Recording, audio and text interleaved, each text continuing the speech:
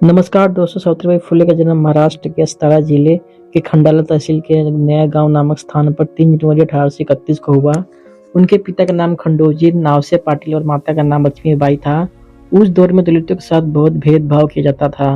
उन्हें शिक्षा का अधिकार नहीं था। सावित्रीबाई फुले को बाल्यकाल से ही पढ़ने पढ़ाने की रुचि थी। उस समय महिलाओं की शिक्षा को बुरा माना जाता था।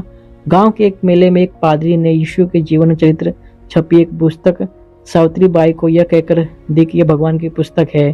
तुम पढ़ तो नहीं पाओगे, पर चित्र देखकर हमारे मन को बहुत शांति मिलेगी। 8 वर्ष की आयु में ही सावित्रीबाई फुले एक पुस्तक अपने घर पर ले आई, जिसे उनके पिताजी ने फेंक देने को कहा। सावित्रीबाई ने यह कहकर किताब फेंकने से मना कर दिया कि यह मुझे भगवान के नाम पर दी गई है। मैं भगवान का निरादर नहीं करूंगी, भले ही समाज मुझे फांसी पर लटका दे। 1840 में मात्र 9 वर्ष की आयु में ही उनका विवाह 12 वर्ष के ज्योतिबा फुले से हुआ। ज्योतिबा फुले खुद एक शिक्षक, विचारक, कार्यकर्ता, समाज सुधारक, लेखक, संपादक और क्रांतिकारी थे। ज्योतिबा फुले शिक्षा के माध्यम से समाज को जगाने और महिलाओं को शिक्षा देना चाहते थे, लेकिन समाज के विरोध के कारण सफल नहीं हो पा रहे थे। यह समस्या उन्होंने अपनी मौसी सगुणाबाई के सामने रखी। सगुणाबाई का कहना था कि हमें शिक्षा की आवश्यकता है और जिस समाज को बदलना है तो उस समाज की महिलाओं को शिक्षित करना आवश्यक है। अगले दिन से गांव के दलित महिलाओं की पाठशाला शुरू हुई। यह महाराष्ट्र में दलित नारी शिक्षा का पहला और ऐतिहासिक प्रयास था। साधनों की कमी के कारण आम की लकड़ी का कलम बनाया गया और जमीन को ब्लैकबोर्ड बनाया गया। इसके बाद ज्योतिबा फुले सगुणाबाई द्वारा लाई गई भारतीय दर्शन, राजनीति, समाज, इतिहास आदि की पुस्तकें पढ़ी। इनसे जो ज्ञान मिला उससे उन्हें समाज की बुराइयों का पता चला। नारी शिक्षा का शुभारंभ करते हुए ज्योतिबा फुले ने 1 जनवरी 1848 को पुणे महाराष्ट्र में पहला विश्वविद्यालय खोला, जिसमें गिनती के 6 छात्रों ने पहले दिन प्रवेश लिया। इस प्रथम विद्यालय में सावित्रीबाई प्रथम स्त्री बनी। उन्होंने शीघ्र ही दिखा दिया कि वो जितनी जिज्ञासु छात्र रही हैं उतनी कुशल अध्यापिका भी हैं।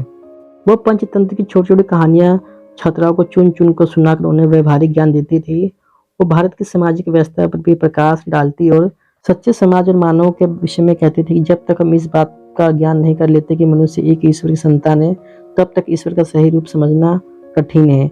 ईश्वर की पहचान की पहली शर्त यह है कि हमें मानना होगा कि हम सभी भाई बहन हैं। और धीरे धीरे पुणे विश्वविद्यालय की चर्चा हुई और छात्राओं की संख्या में वृद्धि होती गई। सावित्रीबाई फुले कहा करती थी कि आप बिल्कुल खाली मत बैठो, जाओ शिक्षा प्राप्त करो। शादी के बाद सावित्रीबाई फुले ने पढ़ना लिखना सीखा था।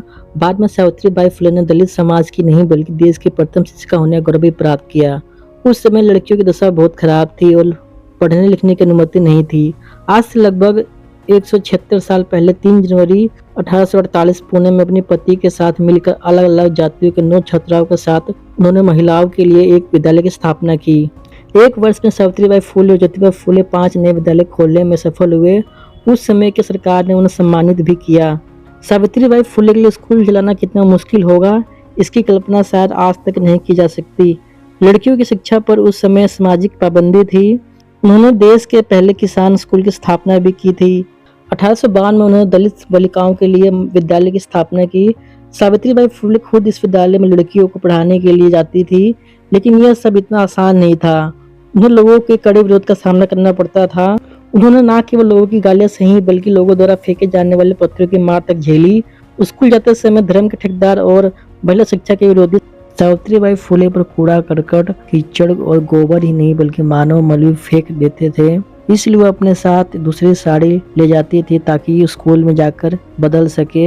इस सब के बावजूद उन्होंने हार नहीं मानी और स्त्री शिक्षा और समाज सेवा का काम करती रही। फुले दंपत्ति के दलित समाज की शिक्षा का जितना तेजी से प्रचार प्रसार हो रहा था, उतनी ही तेजी से समाज के उच्च वर्ग के द्वारा विरोध भी हो रहा था। फुले दंपत्ति द्वारा चाणक्य मंत्र देश हित के लिए राज्य हित, राज्य हित के लिए ग्राम हित, ग्राम हित के लिए परिवार हित का त्याग करना ही राष्ट्र धर्म है।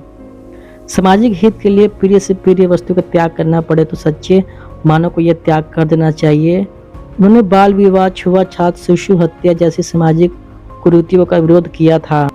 स्त्री शिक्षा के साथ उन्होंने विधवा पुण्य विवाह की भी शुरुआत की। 1854 में ज्योतिबा फुले और सावित्रीबाई फुले ने एक अनाथ आश्रम खोला। यह भारत में किसी व्यक्ति द्वारा खोला गया पहला अनाथ आश्रम था। विधवाओं की स्थिति सुधारने और सती प्रथा को रोकने और विधवाओं के पुनः विवाह के लिए बहुत प्रयास किए। सावित्रीबाई फुले अपने पति के साथ मिलकर काशीबाई नामक एक गर्भवती विधवा महिला को न केवल आत्महत्या करने से रोका बल्कि उसे अपने घर पर रखकर उसकी देखभाल की और समय पर प्रसव करवाया। बाद में उसके पुत्र यशवंत को पुत्र के रूप में गोद लिया और खूब पढ़ाया लिखा, जो बाद में डॉक्टर बना। सावित्रीबाई फुले ने कभी पीछे मुड़कर नहीं देखा। समाज सुधारक का काम करते हुए उन्होंने अपनी अनुयायियों के साथ मिलकर सत्य शोधक समाज नामक संस्था का निर्माण किया। वे समय इसके अध्यक्ष थे और सावित्रीबाई फुले महिला विभाग की प्रमुख थी। इस संस्था का मुख्य उद्देश्य शूद्रों और अतिशूद्रों को उच्च जातियों के शोषण से मुक्त कराना था। ज्योतिबा फुले के कार्य में सावित्रीबाई ने बराबरी का योगदान दिया। ज्योतिबा फुले ने जीवन भर निम्न जातीय महिलाओं और दलितों के लिए काम किया। इस कार्य में उनकी पत्नी सावित्रीबाई फुले ने भी योगदान दिया है। यहाँ तक कि कई बार ज्योतिबा फुले खुद अपनी पत्नी सावित्रीबाई फुले से मार्गदर्शन प्राप्त करते थे। नारी शिक्षा, दलित शिक्षा के प्रचार प्रसार और सामाजिक कुप्रथाओं के विरुद्ध जो दीप जलाया था, मसाल बनकर जल रहा था। भारत की शिक्षक जागरण के प्रयासों को अंग्रेजों ने भी प्रोत्साहित किया।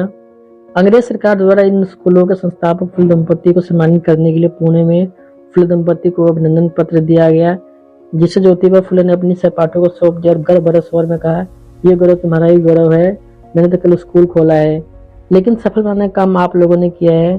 सावित्रीबाई ने यह पत्र अपने ससुर को दिया और उनका आशीर्वाद प्राप्त किया।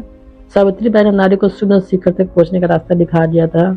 28 नवंबर 1890 को महात्मा ज्योतिबा फुले की मृत्यु के बाद उनके अनुयायियों के साथ ही सावित्रीबाई फुले ने भी सत्यशोधक समाज को दूर तक पहुंचाया और अपने पति महात्मा ज्योतिबा फुले के अधूरे कार्य को पूरा किया।